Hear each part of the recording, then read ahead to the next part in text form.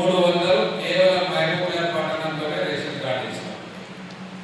Additions పెళ్ళైన వాళ్ళు, లేకుంటే బయట నుండి మళ్ళీ వచ్చిన వాళ్ళు, ఇంటికి వచ్చిన కొత్త కోడలు లేదా అల్లుడు, వీళ్ళ పేరు కూడా రేషన్ కార్డు ఎక్కాలి అని చెప్పి ఎంతో మంది కారణంగా మీరు అడుగుతూ ఉంటే వాటన్నింటినీ కూడా అధికారుల చేత సర్వే చేయించి దాదాపుగా 10,800 మందిని ఆ లిస్టులో కూడా రేషన్ కార్డు లిస్టులో పెట్టినాం.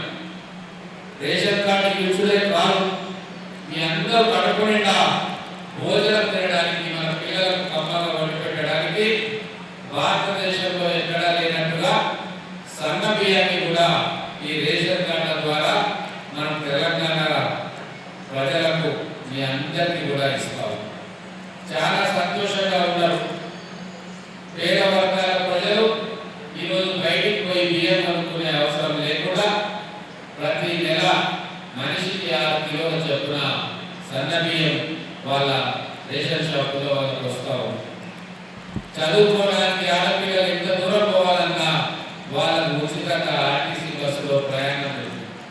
మొన్న రాఖీ పండుగకు చాలా మంది గతంలో ఎక్కడికి వెళ్ళని వాళ్ళు కూడా వాళ్ళ తల్లిగారింటికి పోయి వాళ్ళ అన్నలకు తమ్ముళ్లకు రాఖీలు కట్టుకున్న సందర్భం మనం టీవీలలో చూసినాం.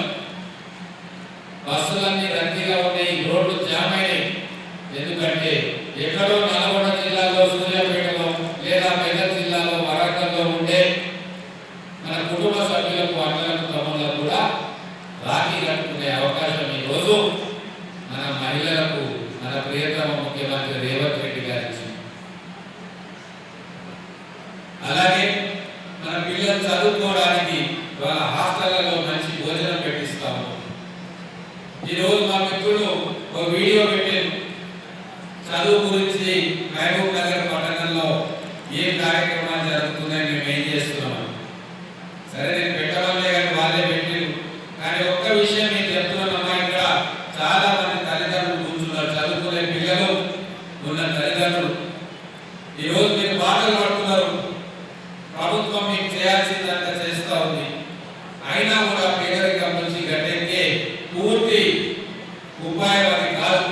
మనం పేదరికంలో నుంచి గట్టెక్కాలి, ఉన్నతంగా ఉండాలంటే మన బిడ్డలు మంచిగా చదువుకోవాలి, వాళ్ళు గొప్ప గొప్ప లాభాలు చేయాలి, లేదా మంచి వ్యాపారాల్లో వాళ్ళు స్థిరపడ్డప్పుడే శాశ్వతంగా మన కష్టాలు దూరం అవుతాయి. కాబట్టి ఆ పిల్లలకు మంచి నాణ్యమైన చదువును ఇప్పియాలి అని చెప్పి మేమందరం కూడా తాపత్రయపడతా ఉన్నాం.